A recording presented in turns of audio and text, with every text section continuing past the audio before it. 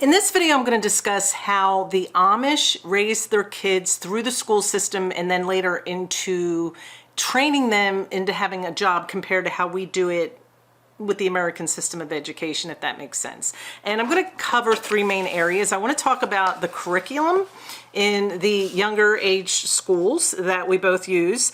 And then I want to talk about what a child is expected to do by 8th grade, and then talk about vocational school and higher education in both. And then just kind of in the end, I want to give you an answer to your dilemma. Some people, I think right now in America, are feeling like we're losing our children. People are coming after them. We have no more control. I mean, you hear these things on the news, and I wanted to come up with a solution for you that you do have control and there is a way. And I do believe there's a lot of things we can learn from the Amish and integrate it into our lives now without becoming Amish and still feeling that sense of ownership and control in our lives and still live amongst the craziness, if that makes sense. So the first thing I want to talk about is courses. The Amish don't send their kids to school till six years old. They basically stay home with their mom most of the time because dad's usually working and she does most of the child rearing. Not that he's not involved, but he is very much involved in bringing the income into the home. Mom might make pies or something, or quilts and things like that. But basically she's a stay-at-home mom and she raises the children in general. Everything I'm saying is nothing's absolute, right? Everything, it depends on the communities and things like that. But when they go to school, they will learn just kind of like a one-room schoolhouse, like you found back in the pioneer times. And in their school, they don't go to a grade as much as they progress as they accomplish certain things. And then they only go to school till 8th grade. Now, the topics or the courses that they teach are English, reading, penmanship and spelling, math, history, geography, social studies, and art. Now, you might say, well, that's the same thing that are taught in our schools. Well, not anymore. Penmanship is not taught anymore, which is cursive handwriting. They really don't even teach penmanship per se. The kids are given charts to learn how to print, but if you notice, it's not like it used to be. There's not a lot of pride in it. It's just like, okay, they can write. That's great. And also geography isn't taught a lot, and even the history. I think the history has been watered down. A lot of it is the same, but it's not the same because we have a lot of extra things thrown in, and there may be schools that have STEM programs and cooking and woodworking and all those kinds of things.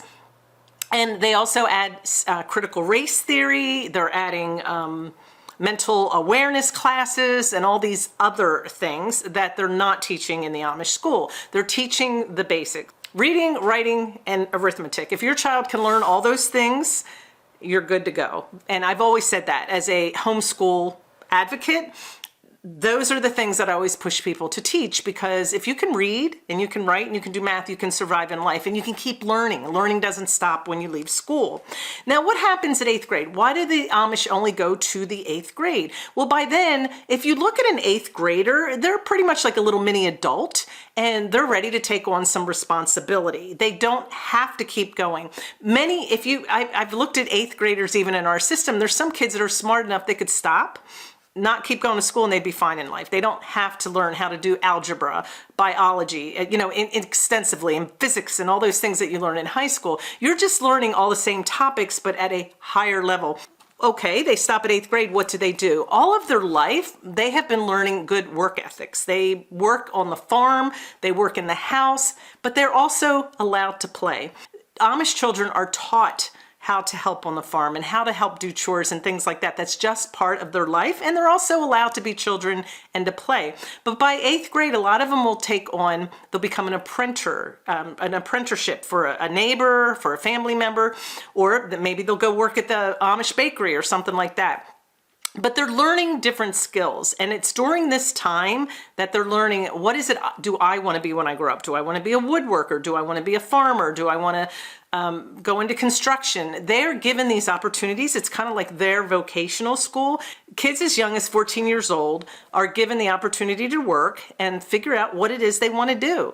So in our society, people might start vocational school in high school. They'll learn a trade. The only problem that I see with this is they're not always allowed to go get a job, because sometimes they have to wait till they're 16 or 17, depending on what the job is. There's permits and things. And in a way, some of those years are lost when they could be learning some hands-on skills. Not everybody wants to go to college. So what is the alternative to the system that we have in place? Many families are turning to homeschooling. And I know at one time there was a lot of negativity associated with that. People thought that homeschooled kids were weird, they were not socialized, and that's absolutely not true. There's a lot of families that do homeschool, and kids, some of them do go to college, and some of them do learn skills like the Amish at a young age and pursue their career. But my point here is you do have a choice. You don't have to send your children to a place that you don't agree with what they're teaching, or you don't agree with the whole system. You can teach your children yourself, and there's a lot of help out there. And I just wanted to share a Facebook group below that actually a friend of mine and I started, so that we could help encourage parents and give them the tools that they need to be able to homeschool. So I encourage you to check it out. It is new. There's not a lot of people in there yet, but we do have a lot of connections with a huge homeschool community and lots of resources, and they're free.